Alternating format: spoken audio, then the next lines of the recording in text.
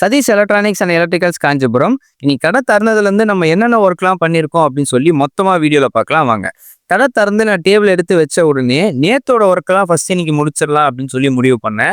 அதில் ஒன்று தான் இந்த இண்டக்ஷன் ஸ்டவ். இந்த இண்டக்ஷன் ஸ்டவ்வை கஸ்டமர் எங்கிட்ட எடுத்துகிட்டு வந்து கொடுக்கும்போது இதை சுத்தமாக ஹீட் ஆகலை அப்படின்ற மாதிரியும் சொல்லியிருந்தாங்க. அது மட்டும் இல்லாமல் உள்ளே இருந்த மெயின் காயில் எரிஞ்சு போயிருக்கும். இதை விட முக்கியமான விஷயம், கஸ்டமர் கண்ணாடி மேலே தூக்கி எதையோ போட்டுருக்காங்க. அதனால கண்ணாடி தூள் நொறுங்கி போச்சு. ஸோ இந்த எல்லா விஷயத்தையுமே இப்போ நம்ம கஸ்டமருக்கு மாற்றி கொடுக்க மாதிரி தான் இருக்கும். ஃபர்ஸ்ட் இந்த இண்டக்ஷனை நேற்றே நம்ம ஓப்பன் பண்ணி பார்த்தாச்சு. அப்படி பார்க்கும்போது உள்ள இருந்த 5 MFD வீக்காலாம் இல்லைங்க, வெடிச்சு வெளியவே இருந்துச்சு. மொத்தமாக பிளாஸ்ட் ஆயிருந்துச்சு.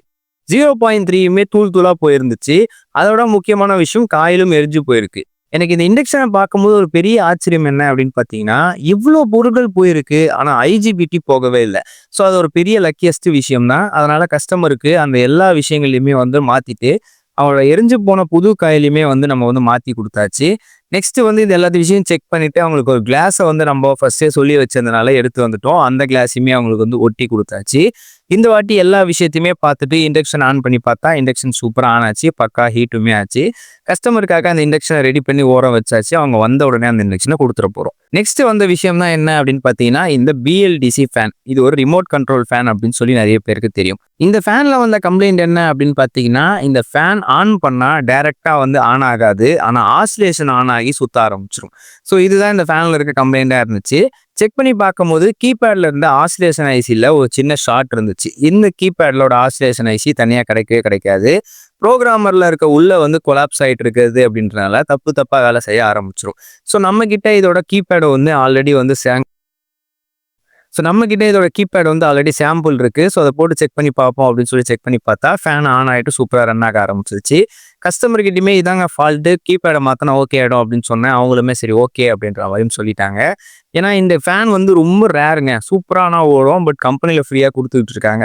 ரொம்ப சூப்பராக காற்று வருது, ரிமோட் கண்ட்ரோலில் வேலை செய்யுது அப்படின்னும் போது நிறைய பேருக்கு இது ரொம்ப பயனுள்ளதாக இருக்குது. அதனால் தாராளமாக அதை ரெடி பண்ணி எடுத்துகிட்டு போகிறாங்க. ஸோ நிறைய பேர் இந்த ஃபேனை வச்சு ரெடி பண்ண முடியாமல் தவிச்சிட்டு இருக்கீங்க. உங்களால் முடியல அப்படின்னா என்கிட்ட கொடுத்து அனுப்புங்க, நான் உங்களுக்கு சூப்பராக ரெடி பண்ணி தரேன்.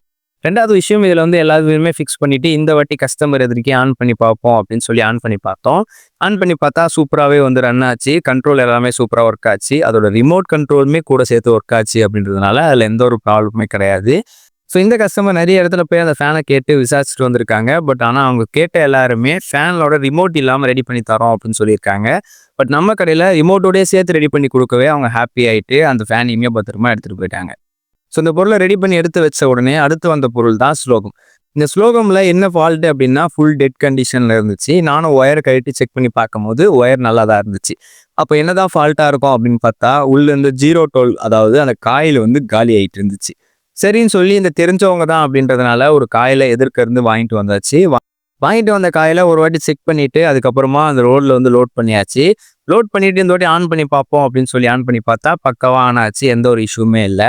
இதில் மோஸ்ட்லி கண்ட்ரோலர்லாம் வேலை செய்யாமல் இருந்திருக்கும். பட் அதெல்லாம் இதில் காயில் மட்டும்தான் போயிட்டு இருந்துச்சு. கண்ட்ரோல் எல்லாமே நல்லா தான் இருந்துச்சு. அதனால் செலவுகள் கொஞ்சம் குறைஞ்சிருக்கு அப்படின்றதுல சந்தோஷம் தான். ஏன்னா இந்த பொருள் ரொம்ப சீப் ரேட் தான். இதுக்கு நல்ல விஷயத்தையும் மாற்றுறதுக்கு நம்ம ஒரு புது பொருளே மாற்றிக்கலாம்.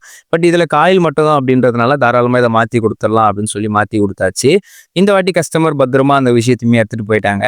இதை தாண்டி நிறைய பொருட்கள் நம்ம ரெடி பண்ணோம். பட் ஆனால் அதெல்லாம் ஷூட் பண்ண முடியல. ஏன்னா கேமரா நடுவிலே ஆஃப் ஆகிட்டு இருக்கு. அதை நான் கவனிக்காமே நான் பாட்டு விட்டுட்டேன். ஸோ அடுத்த வாட்டி இதை தவறு நடக்காமல் மொத்த வீடியோமாக ஷூட் பண்ணி உங்களுக்கு நான் காட்டுறேன். உங்களுக்கு இதே மாதிரி எந்த பொருட்கள் ரெடி பண்ணாலும் தாராளமாக எனக்கு கான்டாக்ட் பண்ணுங்கள். நம்ம கடை காஞ்சிபுரமில் தான் இருக்குது.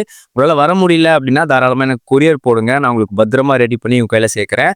நிறைய மெக்கானிக் அது மட்டும் இல்லாமல் நிறைய கஸ்டமர் கொரியர் போட்டுட்டு தான் இருக்காங்க. நிறைய பேர் கால் பண்ணி கேட்டுட்டு தான் இருக்காங்க. அதனால் தாராளமாக நீங்கள் என்ன விஷயம்னாலும் எனக்கு கான்டாக்ட் பண்ணுங்கள்.